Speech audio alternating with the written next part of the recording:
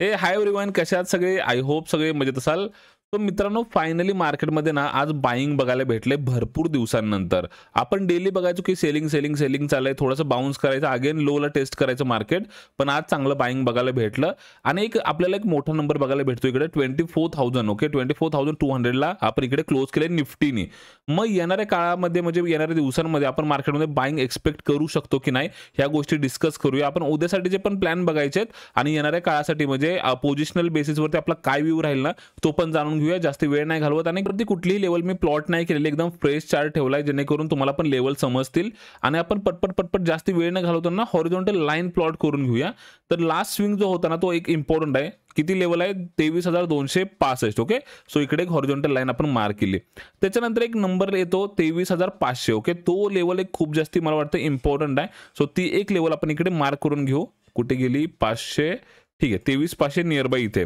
So 23,500 mark करून घेतला. So after that त्याच्यानंतर ना 23,900 870 अशी एक लेवल आहे. म्हणजे 24,000च्या नियर बाय एक लेवल होती, त्याच्यातून पण आपण आज बाहेर पडलोय.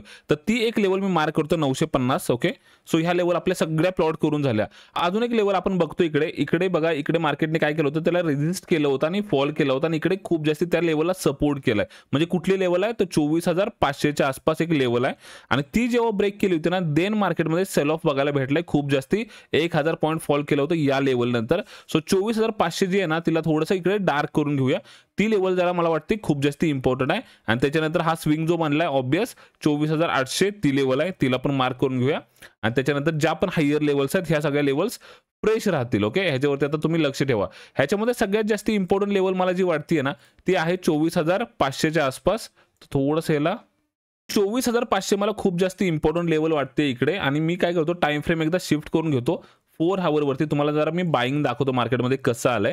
सो इकडे तुम्हाला दिसत असेल की बाईंग दिसतंय मार्केटमध्ये. 4 हावर कॅन्डल्स जर बघितलं तर back to back 1 2 3 4 6 candles back to back positive आहे. आणि आपण लाईव्ह स्ट्रीममध्ये पण हे डिस्कस केलं होतं. इथे एक डब्ल्यू बनला होता. ओके, इथे एक डब्ल्यू म्हणला होता आणि ह्याची एक नेकलाईन जी आहे ना, ती इकडे ब्रेक झाली आणि आफ्टर दॅट कुठेतरी पॉझिटिव्ह मोमेंटम दिसते.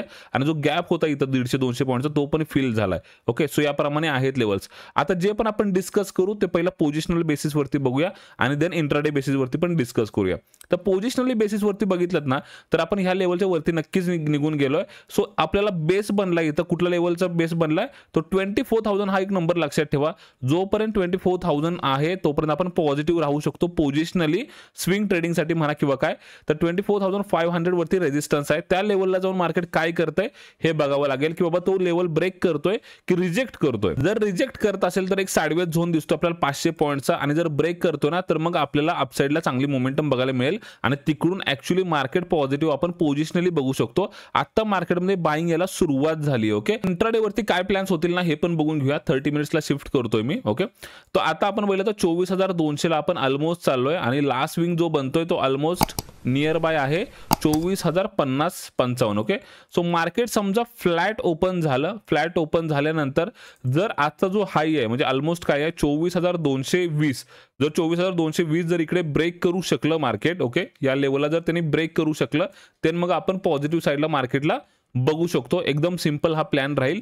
फ्लॅट ओपन झाला तर आणि गॅपअप जर मार्केट ओपन झालं, गॅपअप ओपन झाल्यानंतर या लेवलला सपोर्ट मार्केटने घेतला पाहिजे. जो आजचा हाय आहे तो सपोर्ट घेऊन मार्केट 24,500 कडे मूव्ह झालं पाहिजे. याप्रमाणे प्लॅन्स राहतील.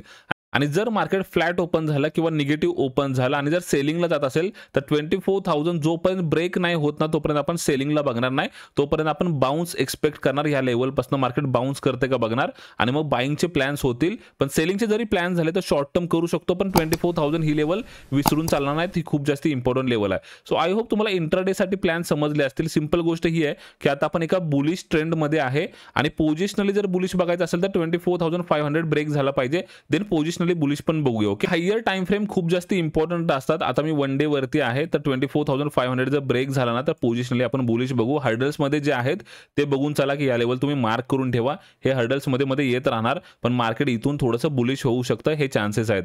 आय होप तुम्हाला अनालिसिस व्यवस्थित समजलं असेल. काय कन्फ्युजन असेल तर डेफिनेटली उद्या लाईव्ह स्ट्रीम मध्ये आपण डिस्कस करूया. चला नेक्स्ट व्हिडिओ मध्ये भेटूया. Bye bye. जय महाराष्ट्र.